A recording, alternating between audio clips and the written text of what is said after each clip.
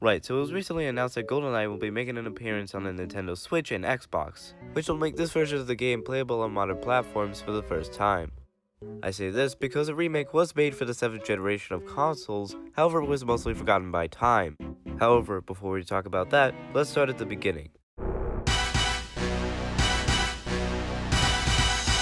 GoldenEye on the Nintendo 64. Developed by Rare and released in 1997. It was a smash hit, redefining the first-person shooter genre, had a campaign that actually felt like you were playing through the movie it was based on, and had one of the most iconic multiplayer modes that forever instilled the idea of no odd job. With such a groundbreaking title, a remake of it was obviously considered for the 7th generation. With development by Eurocom and published by Activision, the game released in 2010 on the Wii to a collective I do not care, mainly because it was released right next to Call of Duty Black Ops. And then it was ported to Xbox 360 and PS3 as GoldenEye Reloaded, which is what I have. Now why am I talking about this despite being a Thomas the Tank Engine channel? Well, that's obviously because Thomas the Tank Engine and GoldenEye are connected, considering the actor for James Bond, Pierce Brosnan, was in The Great Discovery. Yeah, the entire reason I'm a fan of that movie is because, well, it's that guy. Anyways, my brother bought this in a GameStop generic case, however I eventually traded it out for this strong cover art that I did. The only thing to do now is to boot it up on my console. So let's do that.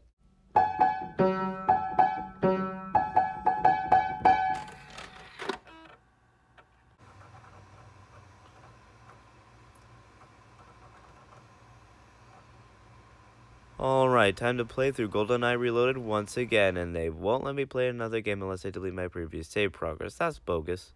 Right, let's just get into the story. A random Russian guy is selling weapons on the black market, and it's up to us, 007, and Alec Trevelyan in order to stop him.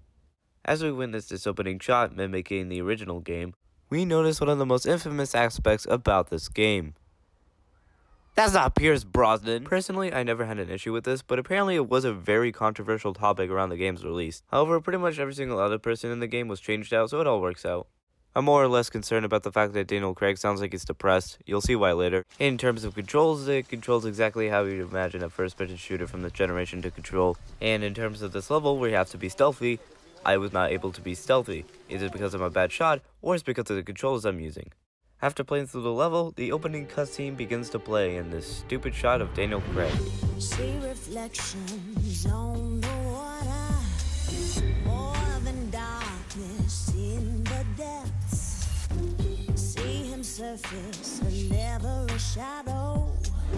On the winds I feel his breath.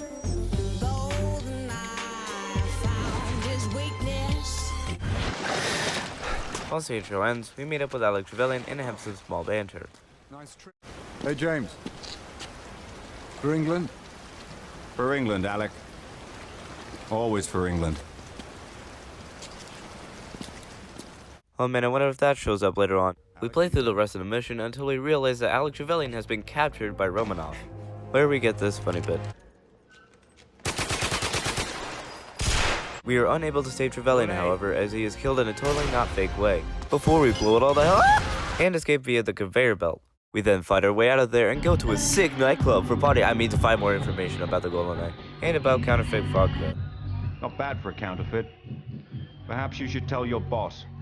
The real label is a darker shade of blue. One detail I find pretty cool is that if Bond gets close to the dance floor, the camera bobs as if he's dancing to the movement. We then find Zukovsky and try to get information out of him. It is here that he says, "Go to the arms fair in Dubai." Before this happens. He did it. He killed Zukovsky. Oh, because I criticized your vodka that one time? Are you serious?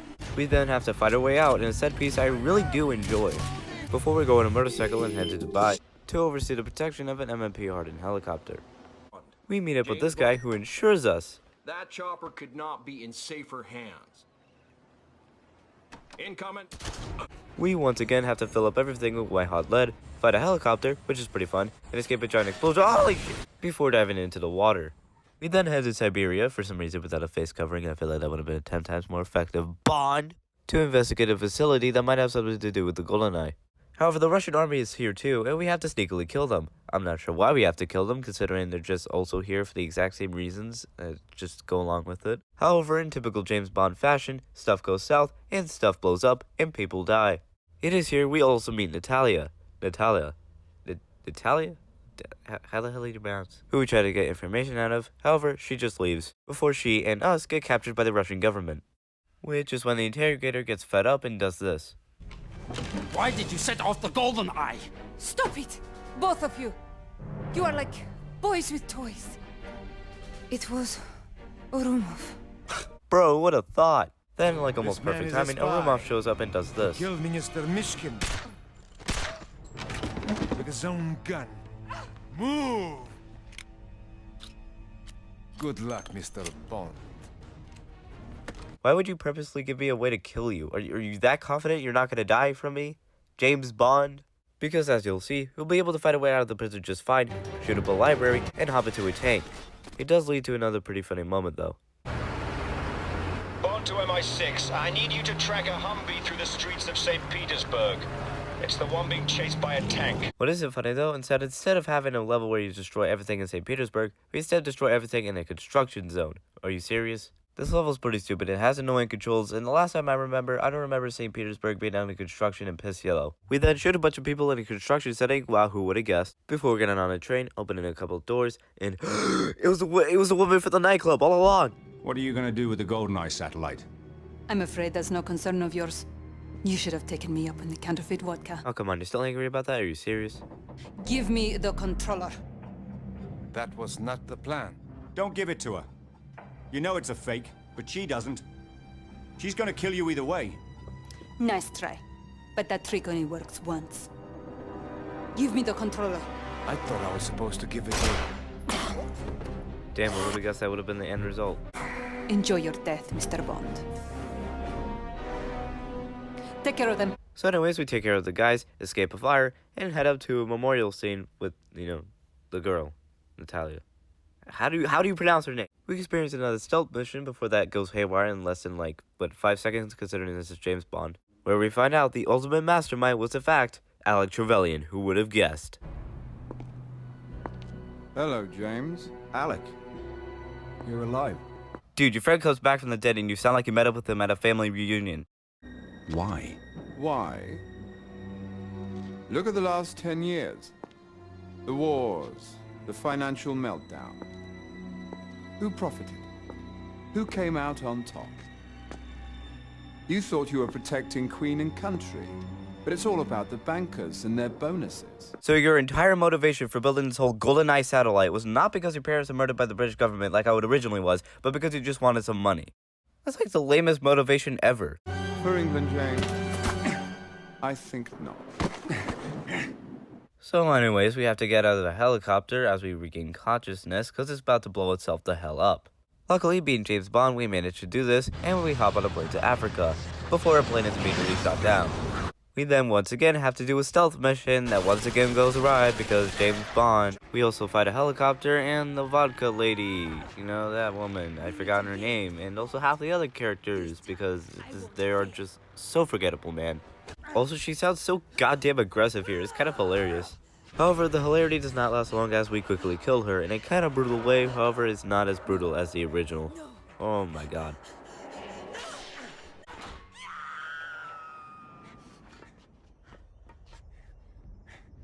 We begin to infiltrate the GoldenEye, and we get this line from Mr. M, which is sad. I've lost one agent.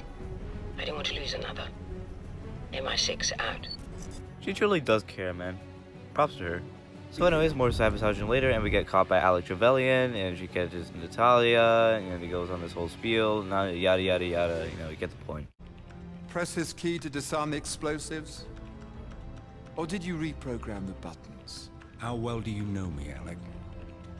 Press it and find out.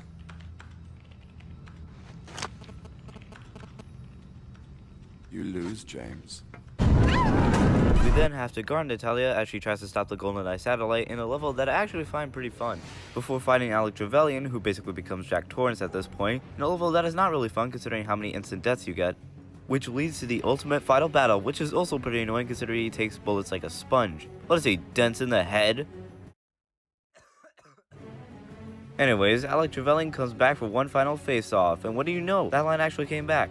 For England, James. No. For me.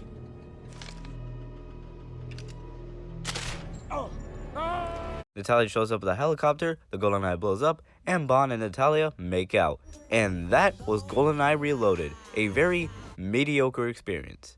This game isn't really that notable. The most interesting aspect about this game is the fact that it's a GoldenEye remake, starring Daniel Craig. Strip that away and you basically have every other first-person shooter at the market at the time. Still, I recommend playing it to form your own opinions about it. There are plenty of funny bits. For example, some of the dialogue spoken by the NPCs. What are you going to do when this is over? Me? Antigua. I'm going to take the money and buy a hotel. Yeah, right. You'll be bored to death in 2 weeks. Yeah? Well, what are you gonna do? I hear they're hiring up in Kabul. Big money, lots of action. You'll be able to start 2 hotels, start a chain. Maybe I'll think about it. But as it stands, I don't really care about it, and I can see why others didn't really care at the time either.